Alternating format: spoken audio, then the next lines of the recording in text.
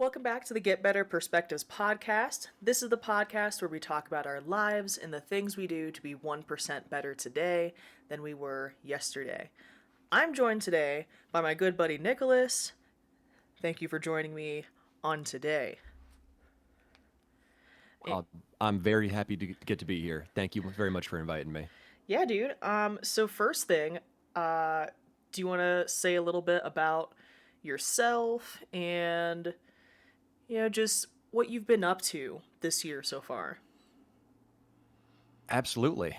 I mean, what I can tell you is that for this year, we're recording this January 28th. This year we started off like hitting the ground running, like very much full sprinting. My family and I. Um, my mother, who spent the overwhelming majority of last year, 2022, with fixing up their house with repairs, getting refurbishments, and all of like the good stuff that goes in with that. Locked in a deal to sell the house in the Whoa. first week of January.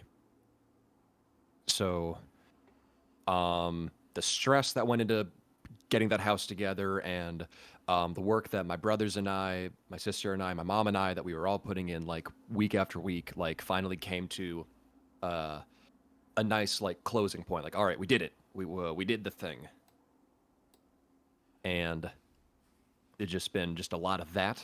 And once the house was officially closed and sold, and I helped them move into their new location, I've been focusing on doing my job while I'm down here as a personal trainer. Been trying to continue to meet more people, continue to branch out, expand the clientele base, and learn how to be not only a better trainer for my own sake, but also to be a better communicator for different people that need different, styles of instruction and communication so that they can hear what I'm telling them in the right way. So that I'm Right. trying to help without being crossing a comfort barrier or for taking, the personal training and abusing it. That is the absolute last thing I want to do. And I've been trying to get better and continue to grow and continue to learn as to how to do that effectively. Nice. So you mentioned that communication was one of your main focus points, at least in this world of personal training. What have been some big things that you've learned in terms of how to best communicate with people within personal training? Ooh, that's a good question. Um, Something I can tell you is definitely. Blah, blah, blah, blah, blah. Same. Sorry. Uh, yeah, exactly. Yeah. Um, Something that I have learned is that asking questions will get you a long way. Mm, I Part of how I think and how I operate and how I try to connect with different people in personal training, other areas as well, but in personal training especially, is asking broad questions, simple questions, specific questions, deeper questions. Just give me the stuff that you're thinking about so that I can use this to build an expectation for what you are trying to obtain. From there, I then communicate to you, all right, you want to do this, this, and this over in a certain time frame or by a certain point. I think with how you want to do it and with the expectation that you have given me that you're hoping to achieve, we can either, yeah, we can do that totally. We just got to do X, Y, Z.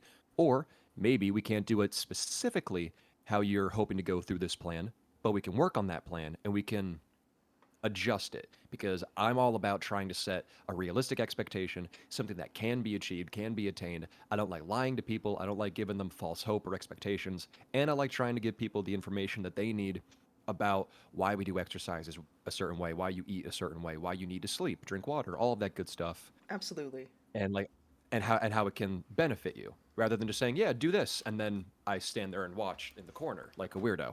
No. You mean that's not part of personal training?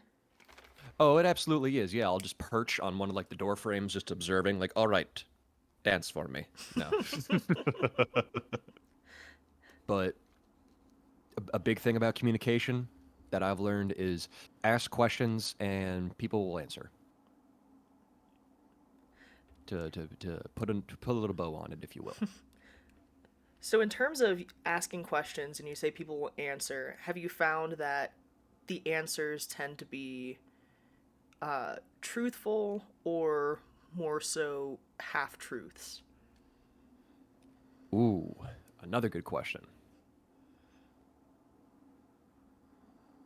I think this is, and I'm going to be speaking specifically from my personal training experience post pandemic.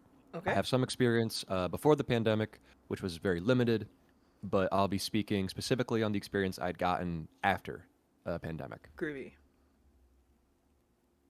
Um, from the clients that I've been able to work with, and also just other individuals that I've been able to meet that are entering that sphere but are not my clients directly, they are generally speaking of an older generation or like age like 40 to 50, 60. I've seen some clients come in that are about 70 years old, and I've seen some clients come in that are in their 20s and late teens. But generally, it's a bit of an older population that seem very keen on being direct. More often than not, not direct to the point where it's blunt or insensitive, but just they will get to the point with how they feel and what they're hoping to achieve and how they think they'll be able to do it.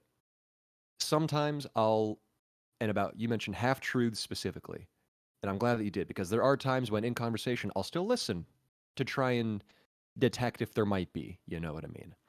Like, all right, you're talking about this, you're leading me down this, you're directing my attention with what you're talking about in this way. I'm curious, is there something that you're not telling me? And then I'll ask a question to maybe go in another direction, not to pry or to like give me the secrets. Not like that, just like I'm curious, is there a deeper meaning to this? Is there something else that I should be doing to be aware of that I can help you with? But from what I've been able to see and from the clients that I personally have been able to work with, they're all upfront. And what gives it away to me that I know, or that I rather I believe that they are being upfront and honest, is that they're not very comfortable when they tell me what their Hmm. goals are. Like there's an air of like they're a little uncomfortable or awkward or shy, and that's totally understandable because the first word in personal training is personal. It's a very deep thing for a lot of people. It's entering a field where somebody's telling you that you have to push yourself to a point where you fail, specifically to find where you fail in order to then improve. But it's encouraging failure, and that's a very personal thing. And for a lot of these people that maybe don't have a rich fitness background, or maybe this is their first time ever entering a gym, which is totally cool, and that's awesome that these people are taking that opportunity to do so. It's just not territory that they've entered before. Where they're telling a person that, yeah, I want to get big and strong, or I want to be fast, or I want to lose weight, I want to do this. Hmm. And the more that they get into it, I can feel that they're just, they're just a little uncomfortable about it. And from my experience, it's usually the people that are taking the opportunity to be uncomfortable with you that are telling you the truth. Wow. First of all, you said a lot of quote worthy things in that blurb. So we'll see which one of those makes the highlight reel. um, so, in terms of personal training, is there, if someone wanted to get into, or if someone wanted to have a personal trainer and they wanted to be personally trained, is there a way in which, or a mindset in which you think that people would be the most, is there a most productive mindset that you believe a person needs to have in order to get the most out of being personally trained? Mm. You keep with these great questions coming. Love it. And they don't stop coming. Absolutely love it. And they don't stop coming, and they don't stop coming. And this is where I'm just going to play the Smash Mouth song, and I'm going to tune out. Goodbye, everybody. Ad break. No. um. So I don't know if I can tell you if there's one mindset to have because there are many pieces that go into building a mindset, almost like a puzzle, Mm, if you will. It's not so much one mindset as one puzzle piece. It's a collection of puzzle pieces. One of those puzzle pieces is a willingness to embrace failure. right. Another puzzle piece might be a willingness to learn, a willingness to try and better yourself. But The puzzle piece that I try to enforce the most to build, in my opinion, the best mindset is regardless of what aspect of fitness that you're trying to go for personal training, especially, or specifically, excuse me, it's that you're doing this, that you're whatever that is that you're about to do with the trainer, you're doing it because you love yourself and you're trying to do something for yourself because you want to get better. Not because you're doing something because you don't like yourself or you have this negative perspective on yourself, and doing this will make you love yourself. And I don't know if I'm explaining that as best as I can, and I can go further into that, but there is this dichotomy that I try to enforce. We do this because we want to. We do this to help ourselves. We do this because we care for ourselves and naturally want to put ourselves in good positions, and we look out for our better interests, and we want to do things that can help us in the long run rather than its opposite, which is almost like a form of self punishment, or I do this because there will be an element of pain that comes with it. And it's going to hurt. Like, you're exercising, Right. it's going to hurt a little bit, Or a lot of but, it. or a lot of it, yeah. The a lot of bit of hurting that you can push yourself through, awesome. But doing it because you're like, this is going to help me and this is good, that's a mindset that I will always encourage. Absolutely 100% of the time, So if then that makes sense. in terms of the training slash gym slash just health standpoint, what does progress mean to you?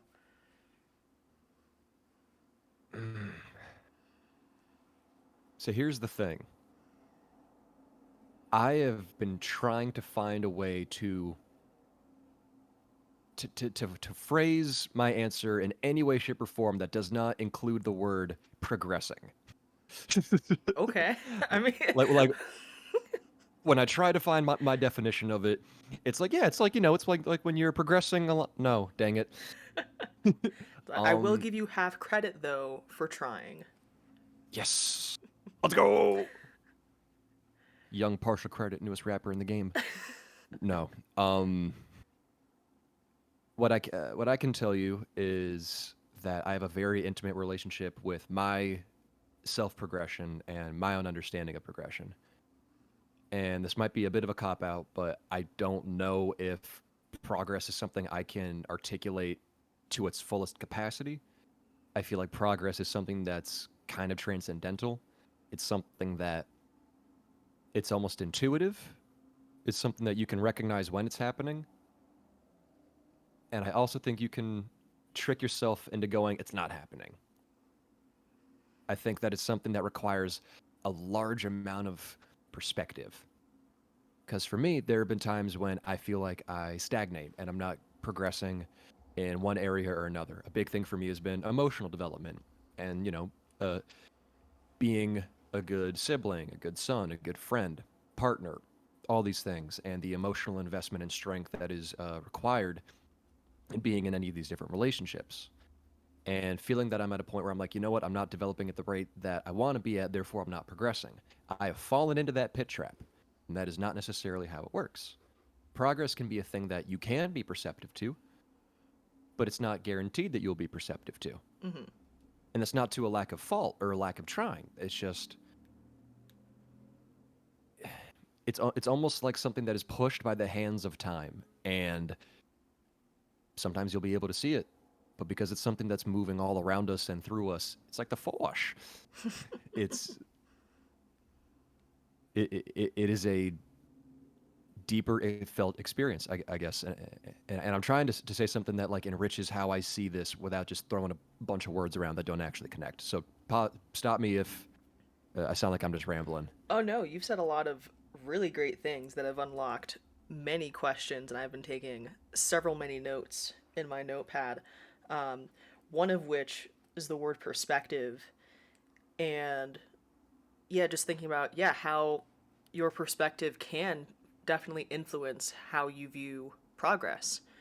If you have the perspective of more of a pessimistic type of approach, then progress will probably feel as though it's less attainable.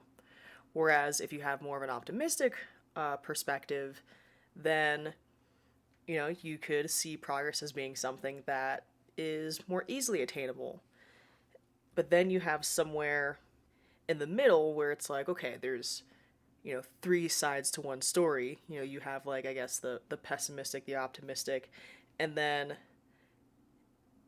I guess if you really wanted to dive into it, it's, I guess, wondering maybe what could a true slash neutral perspective be. Like, what could progress mean if you are truly neutral, and what would that mean? But it's also the kind of thing that I don't think that us humans have the ability to sit at truly neutral, you know? I agree. Totally agree. Also, hearing perspective, it just made me think of the great Anton Ego from Ratatouille, who who just orders perspective. You bring the perspective. Oh, what's the quote? You bring the perspective, I bring the review. Something like that. Give me the idol, I throw you the whip. Mm. Something, something, something. He tastes childhood. Happy movie. Yes. 10 out of 10. Not just a happy movie. Absolutely, yeah. Fantastic movie, I'll say. Stunning. Hmm. And, I need to rewatch the movie, man. yeah, rewatch it. What are you doing?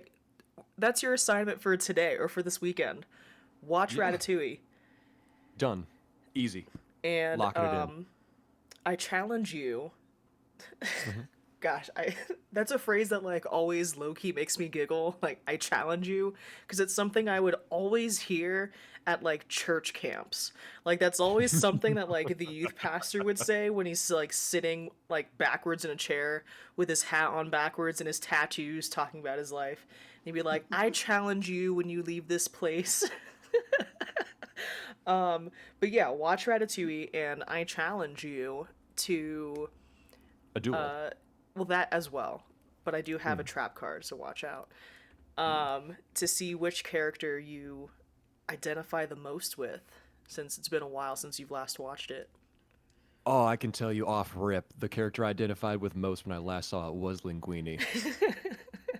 Absolutely, dude. I think I last watched it when I was like 12, 13.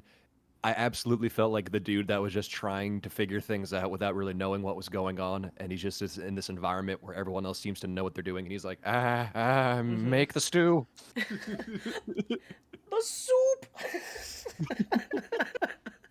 Yes. But absolutely gonna have to rewatch that one. Yeah. And not to tangent too deeply, but on the subject of fantastic animated films that were made in the modern century, if you haven't already seen the film Soul, you Oh need to yeah. watch it. Yeah, yeah, yeah.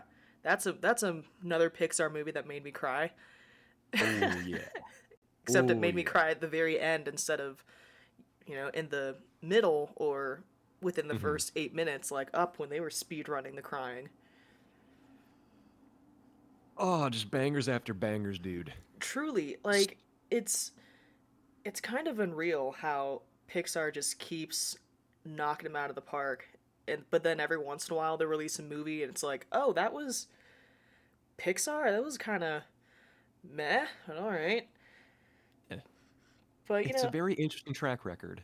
yeah, but I also think that that's good. It shows some humanity within Pixar. It's like, they're not this godlike company that will just No. always make bangers and that's it. It's like, no, no, they're allowed to have the okay movie. For they too are mortal, for they have the ways to err. They made cars, but they also made cars too. Okay, wait, but Cars 1 is still low-key a banger. Like, come on. I will hear your reasoning if you are willing to lend it. Okay, my reasoning. Hmm. It's a solid origin story for the Cars franchise, minus planes. Um, That was a movie that was made, wasn't it? that that technically hits the qualifications of what it takes to be a movie. So yes, it Hmm. is. Excellent. So first thing, the movie Cars gave us the iconic cover of Life is a Highway. First things first. True. That's true.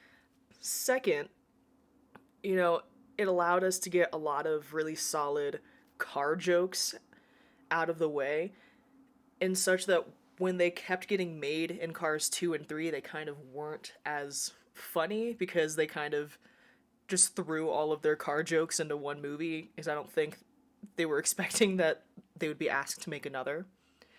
Another The only thing. car. Oh, I'm sorry. Oh no, go ahead. I was just gonna say super quickly. The only car joke I can think of right now in the first film is when, it's in the beginning sequence after the race is won, and these two cars that come over that are clearly groupies go, "We're like your biggest fans, ka-chow," and then they flash their They headlights. flash their headlights. Like, child me had no idea what that meant. Like, oh, they're happy, lights are on. Now looking back on it, like, ah, Yep. I think it's, I don't know, there's a lot of, maybe not like knee slapper funny things, but a lot of like, oh, that's cute funny. Like mm, the cars stopping, like the gas station is essentially a diner, and hmm. they're like basically drinking malts, but it's just filling up their tank. I mean, I don't know about you. Whenever I go to a gas station or a diner, mind you, I just drink oil at the seat. I mean, how else do you have such a, well running and well lubed machine? You don't. That's why I endorse consuming oil. Please don't. Instead of dumping it into the ocean, just Precisely. gobble it off. No, no, no, Yummy, yummy fossil fuels. no. The delicate crunch of a fossil fuel. Crunch. Listen, if you ever decide to drink oil and you get the crunch, That's, you I found the dinosaur bones. oh, yummy mineral. You take the bones, you dip them in the oil. It's like milk and cookies. Milk and cookies. Or it's I don't like even have a joke for that. or it's like when you make breaded chicken and you take the chicken and you dunk it in eggs. This is the most health conscious conversation I've ever had as a personal trainer. I'm loving this. You're welcome. This is exactly what I'm recommending to clients from now on. Yeah, and you'll see a huge difference Oh yeah. overnight, I'm sure. Oh, like over like 5 minutes perhaps. If It's you don't instant. see a reaction within 5 minutes, try again. Doctors hate her. Watch how she found instant results that she can teach you in 5 minutes. See, what you do is you open up the oil. And you knock it back. Just chug the whole quart. And we're like, doctors hate this one trick. And it's like, no, doctors hate it because they hate treating this. It's so annoying. Stop. This is such a painful thing to go through. Please do not actually do this. Just a picture of doctors like rubbing their temples. Like, why? Oh my Why 30 gosh. cases this month? Is this a TikTok thing? I'm actually curious, and before getting like lost so far into the void that there's no return from it, I am actually curious what doctors were thinking when the Tide Pod consumption craze was happening. Oh my gosh, Like, yeah. because that was a real thing that did happen. And a lot of the discourse, from what I recall, was just about, like, wow, isn't that crazy? Kids do things because TikTok, and, valid. But also, there's the other side of that where they went to hospitals, they went to doctors' offices, and people had to treat them and, like, had to, like, work with them. The best that they could, because it's Yeah. like, I think the most eye-opening thing to me about just how damaging that challenge was when this, someone had done it, and they were interviewing a doctor afterwards, and the doctor said, she will make a recovery. And, like, that's what the answer was. Like, it's not like, oh, it'll be a good recovery, a speedy recovery. It's like, there will be a recovery. I'm like, oh Because, fun no. fact, feel free to cut this next bit. Just for forewarning. Um, Fun fact, I don't think we have a whole lot of research done on the effects of consuming laundry detergent. I don't really know what the health effects are of that. Because why And would to you be honest, test that? because why would you do that? So I think a lot of doctors went, you know what? I really don't know what's going to happen. I'm sure this is going to be horrible. Hmm. I'm sure it's going to hurt.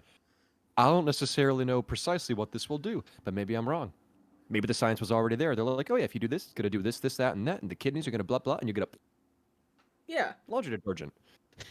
and But highly concentrated laundry detergent.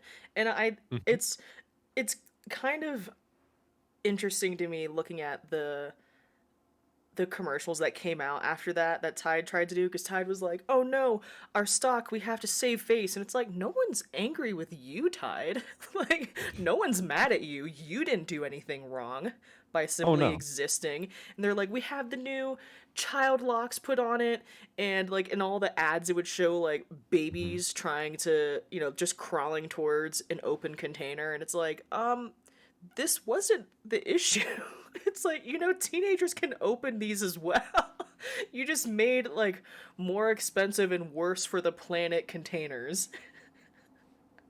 Dude, did you ever see the new Godzilla versus Kong? And this ties in. Not yet.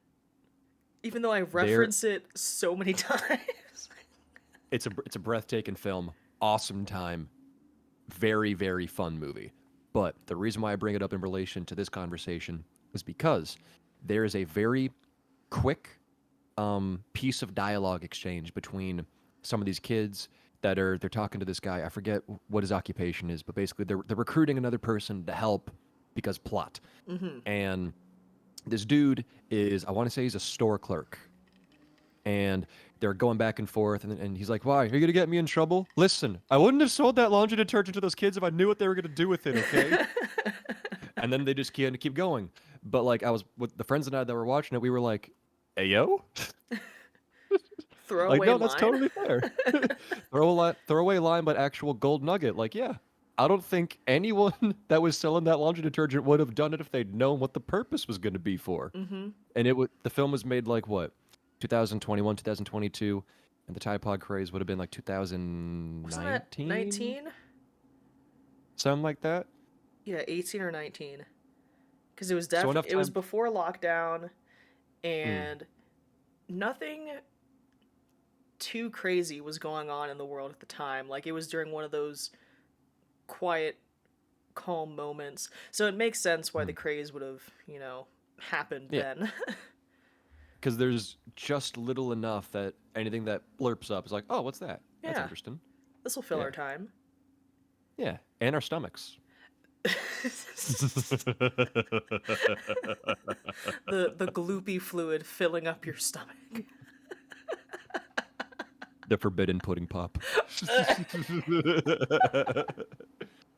Why would you say Mac. something so controversial yet so brave? I speak it the truth. Do what you must, for I've already won. Oh my gosh.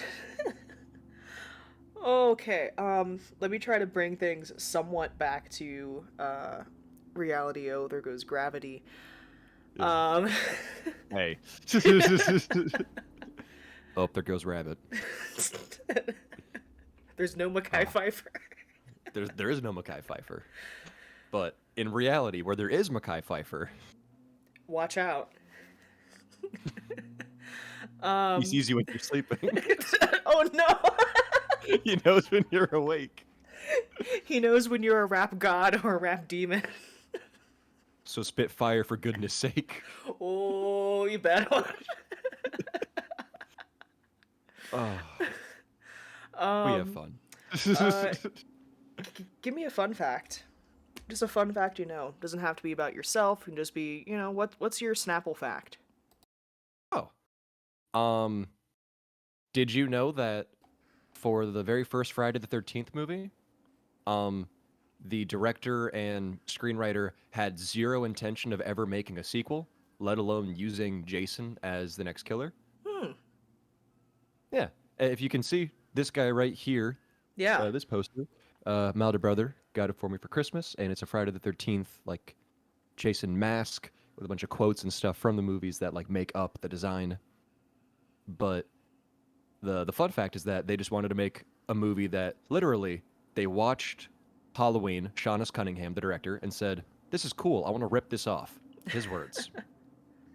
I like the idea of like the one masked killer. Let's do that. Hmm. Paramount produced it. The film cost nowhere near $1 million to make, so like sub 1 million in order to make the movie. And they're like, "All right, good movie, everybody, good job." And then Paramount went, "Hey, how much did it cost to make the movie?" And they go, "Oh, like $700,000, something like that." They go, "Okay, that's cool, that's cool. How much did you make with the movie?" "Oh, like over $20 million." And they went, "Oh, okay, okay. Cool, cool, cool, You're making cool. another one." And they went, "Well, how? Like, the killer's dead. Everything is like it's done. The story is told." And Paramount Make goes, "Oh, another what about?" one. Yeah, and Paramount goes, "Oh, what about that kid that you talked about, Jason? What about him? Make him be the killer." And the director said, "That's stupid." So he left. And then there And the were fun, no more movies made. no, there were no more Friday the 13th made. Certainly not one where he meets another horror character, where he goes to space, where he's Hmm. in New York, where he's in hell. You always have to end up in both New York and in outer space, Mm-hmm. Mm-hmm. which, depending on the time of day, can be hell. It can be. It absolutely can be. And oh, now I'm just going through the series that's in my mind. I love that series so much. It's so stupid, it's so silly, but I love it. And the fun fact is that they never intended on Jason ever being the killer or ever making a lot of movies. That was just an executive decision that wanted to bring in more money for the studio, Yeah, as you do. as you do. I mean, I love a good, silly, stupid franchise. Like the Jurassic franchise Mm. is my absolute favorite because they're all Ooh. the same. They're all the same movie, really. It's Mm-hmm. really just, hey, scientists create sciencey things, and Mm-hmm. then someone who's the head of a corporation is like, hey, money, and Mm-hmm. then they're like, but let's hire Ethics. some experts to like tell us things about this place and then not listen to the experts. And that's every single movie. And then things And go it always wrong. works. And Yeah, it and it always works. it yeah, without fail. And I love it. In my dream is that one Mm. day we will get a Jurassic, Transformers, Fast and Furious mashup, and Ooh. I think it would be fine because all three of those franchises don't make sense anyway and have been going on longer than they needed to. Mm-hmm. So I think what better way to, really push things over the edge than to, yeah, just bring all those movies together and, I don't know, maybe like someone like implants some dino DNA into like some piece of technology like AI dinosaur, let's say. Mm. But then AI that dinosaurs. that gets, you know, in like the Toretto car shop. They find this piece of tech and they, put it into a car. They're like, whatever, we're gonna They put all this into spark. this hunk of junk that we found in the junkyard, and we're gonna make it into a new street car. But turns out that junk car is actually a transformer, and Mm. then there you go. You have the car dinosaur I like this pitch. I think versus that's the Toretto successful. family. Yes. I have one adjustment Oh, I would make please. to this. Not even to change anything necessarily. I like what we have laid out here, but I suggest Vin Diesel plays himself. Vin Diesel voices one of the Transformers. I choose Optimus Prime, but that's that's just that personal bias, if you will. It doesn't have to be Optimus. Can be any of the Transformers, but at least one of them. And also one of the dinosaurs. And it's the dinosaur that ends the movie by saying "family." Like it's like dying. It has a giant gash in its side, and like Hmm. there's the scientists have run up to it and they're like, no, it's he sacrificed himself for this, and as the dinosaur breathes out, you just hear family, and then a single tear falls out of the dino's eye. And they save that tear and they use that to make another one. And then the series continues. Yeah. What could go wrong? What kind of dinosaur would Jeff Goldblum be? I feel like he'd be like, I know that that dinos had feathers, but they don't really show up in the Jurassic franchise until the most recent one. But he would definitely be like one of those dinos that's movie raptor sized and has a lot of feathers. Would he still be wearing a leather jacket and with glasses? Of course. I thought this I was the like Land Before Time universe. Of course, he has, he has glasses. nothing but deep cuts. I love it. Uh, I haven't watched Land Before Time in so long. and I was shocked to learn that there's like 19 movies. hmm I was like, why? Who was I was watching all of these? the parents that went to the VHS store to get movies 1 through 19 to give the kids because colorful dinosaur happy movie. You know, and I'll give you that. I'll give you that. That's one on the board.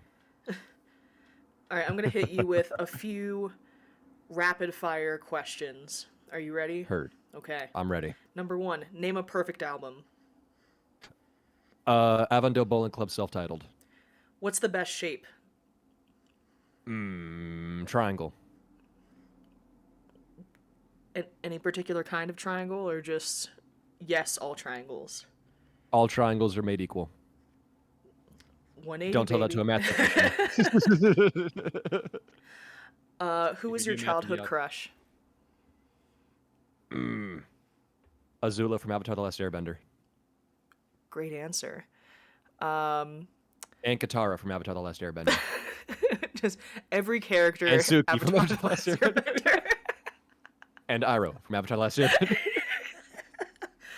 And everyone's gonna party in the secret tunnel. Uh, if you could get a no consequences tattoo, what would you get? No consequences, and I'll never regret it. Yep. Ooh, full sleeve, covering the left arm, going down to the knuckles, starting up at the shoulder. And final rapid fire question: which state would you trade for Puerto Rico? New Jersey. I won't make you explain your answer. Thank you. The real ones know that it speaks for itself. Everything's legal in Jersey. Even selling the state. Well, it's not selling. It's a clean trade. The bargain system, if you will. I give you New Jersey. You give me Puerto Rico. Even deal. The art of the deal. Okay. I think that about wraps it up so that we don't end up going a crazy amount of time. But thank you, Nicholas, for joining me today to give us your perspectives on progress. And thank you, listeners, for lending us your ears. And Nicholas, is there any final thing you would like to say to the people? Family. And a single tear descends from my massive T-Rex head. All right, well, you heard it from here. Family, tears, Jurassic Vin Park, Diesel. and Vin Diesel. Family, tears, Vin Diesel. Anyway, keep trying to get better, and remember that progress is progress, y'all. Progress is progress. That's all we can do. In the end. All right, we're good. And cut. Oh, that was awesome. Thank you so much.